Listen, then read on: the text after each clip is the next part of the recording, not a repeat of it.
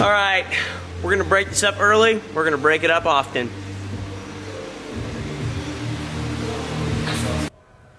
What's going on, everybody? We've got ourselves another daily workout, so let's go ahead and get started with the workout, and then we can jump into what it's actually about. We are off in 3, 2, 1, and we are getting it. What are we doing here? This is Saturday morning, early morning. This is a workout that Andrew actually wanted to do last night at the end of like a deadlift sandbag workout, but the deadlift sandbag workout put us in the dirt so much that we decided it wasn't going to be worth it, and we weren't going to get the intended intensity from it, so we decided not to do it. I know, go figure. I decided to skip a workout. So what are we actually doing here? We are doing 6 muscle ups. So the muscle ups will go 6, 9, 12, 15. Okay. And the pegboards will go 1, 2, 3, 4. So we're doing 6 muscle ups, 1 pegboard, 9 muscle ups, 2 pegboards, 12 muscle ups, 3 pegboards, and finally the last round is 15 muscle ups and 4 pegboards. I believe we put a 10-minute time cap on this workout. So what was the intended result of this workout?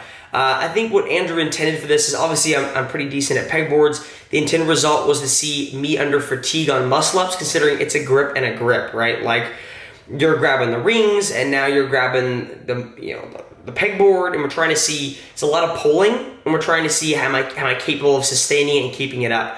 When we first looked at the workout, one of the first things we talked about was how long can you go unbroken, and you might get tempted by it to be like, okay, well, I can do 6 muscle-ups unbroken. Well, yeah, that's fine. It's the beginning of the workout. I would actually recommend that. I can do 1 pegboard unbroken, well, hopefully, because there's a lot of them. 9, I decided, yes, I could do 9 muscle-ups unbroken, but is it really worth it? And I made the mental decision when I got back to 9 to try and break up every single set from the 9, 12s, and 15s into 2 sets. I believe the only set I wasn't able to do it was a 15. Just because at that point I was gassed from the pegboards, because I made it a goal that instead of doing singles on the pegboards really quickly, which is what you might have seen me do recently in a Fran pegboard workout, I decided instead to do all unbroken. So you're going to see me do 2 pegboards unbroken here, and the next round you'll see me do 3, and then hopefully in the last round I think I got all 4. I'm not exactly sure. But yeah, so that was the intent of the workout, was to see how willing I was to push on a gymnastics-based couplet, and see how much, mainly I was willing to push the muscle-ups per se. So one thing you're going to see more of as we get closer to the games is me using the rings in the background less and less. In the background meaning like on the rig. We've got shrimp trawlers coming off the rig from Brute Strength Equipment, and they're very short straps, which is fine. People have their preference for short straps or long straps. And so let's go into the discussion real fast of why you see me using long straps here versus short straps, and why I should use long straps over short straps for the games. Well, the main reason for that is because at the games we mainly use long straps. Usually the muscle-ups are outside on our big rig from Rogue, or maybe inside, and usually the rig is pretty tall, right? You're not using a very short rig with short straps, because they have to take in consideration they have longer athletes like Brett Frykowski, or longer, taller athletes than, my short little self. So the difference, I believe, between longer and shorter straps really comes into your kip. You're gonna probably see me on these rings look a little bit more uncomfortable than you probably see me on rings, is because it's the first time I've used long straps in a while. The reason we're using it because there's a little bit of a different timing, I believe, for your kip. And there's a little more, there obviously is for sure more play in the rings. And so you have to be kind of careful with that. You can't, short straps, you can really muscle it, right? You can kind of get away with not worrying too much about timing, kind of muscling your reps through it. And the rings don't play around too much. When I say the rings don't play around, they don't move very much on you, right? The rings are from your hand to the top of the shrimp trawler, or what? If you look at the screen, not a foot.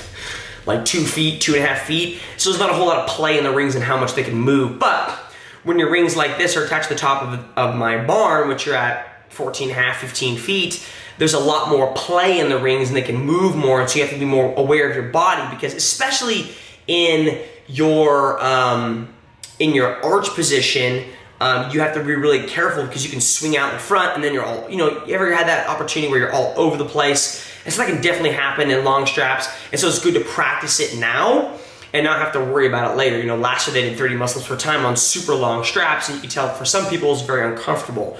And so the goal is to practice as much as you can and prepare for anything they throw at you. In that case, we are going to be using long straps more. And so that was a 3-minute discussion of short straps versus long straps, but still very important, I think, for those of you guys watching. So I finished up my third and final pegboard of this round, and I will now be moving on to 15 muscle-ups and 4 pegboards for my final round of this workout. Really, if I could approach this workout again, how would I approach it if I want to get a better time or do better, or if this was a competition, what would I do better to approach it differently? First of all, I'm standing there because of fans right here. You can't see it, and it's blowing on me. It feels amazing because it's humid. How would I approach it differently? I still do the 6s unbroken. I honestly, if I wanted a better time, I would probably for sure go to break everything up into 2 rounds or 2 sets for the muscle-ups, which is what I tried, except for this round of 15. I believe I did 7, 4, and 3, or 7, 5, and 2, or something like that. I would probably break my pegboards. I think that's a smart decision. I think sometimes when you do movements, for me it's pegboards, for other people it might be a barbell. When you do certain movements, you have this kind of pride inside of you, this instilled pride where you think, oh, I have to do this unbroken because it looks good. And sometimes that's a good idea for like double unders, but sometimes for different movements like pegboards, it might not be a great decision. You might be able to go faster. You might be able to go faster in that set or have a faster time overall because you broke and you feel more rested. If you look at this, especially between my round of 3 pegboards and then I went on to my 15 muscle-ups, I rested a lot, and you could see that maybe 20, 25 seconds. What if I did 3 singles in the pegboards and it was, maybe my 3 singles in the pegboards would have been faster than my 3 touch and go, but what about my intended rest between? Would it have been shorter? If it had been shorter, then that would have been better in the long run, and I felt more rested for the rest of the workout. So if I could approach this workout again, I probably would do singles on the pegboards. I think for one, it's a good skill to learn to do singles on the pegboards and time yourself. And for 2, I think it will allow you to be more rested for the rest of the workout like we've talked about and discussed. Right, so we are going on to my 4 pegboards, and then we are done with the workout. When I approach these 4 pegboards, I'm turning the fan on myself. The time to catch 10 minutes, I wanted to get it done sub 9. I don't know if I was able to do that exactly. I don't think I was. If I'm looking at this now, I'm going to say I probably wasn't. When I look at pegboards, unless the pegboard is really, really short or really, really long, my pegboard here and at C3 is average. It's what you would normally use. Takes me 15 seconds from the bottom to the top and down. 1 rep is 15 seconds, and I know that. So when I jumped on this board, looked at the clock, and knew I was at 8 minutes on the clock, I knew, okay, I can average you 15 seconds. My first rep might be a little bit faster, but it might slow down as we go on because I know I'm going to get some point caught where I'm just hanging there, just breathing like a fat kid and breathing heavy.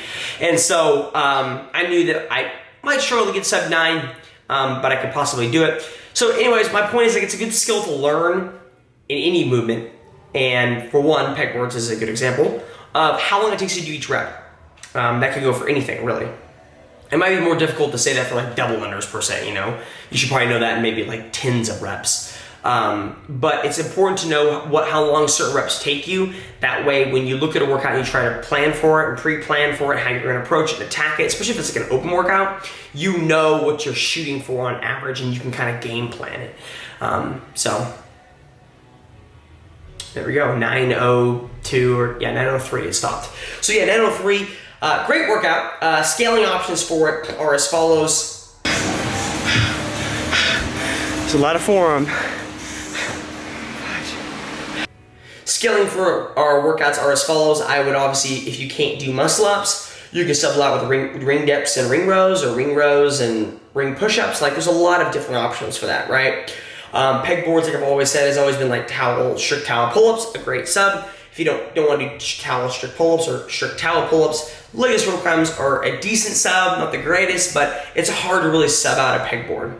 Appreciate you guys watching. If you guys want to watch another of my latest video that was before this, feel free to click on the link right here and watch my previous video. Thanks for watching, guys. Talk to you guys later.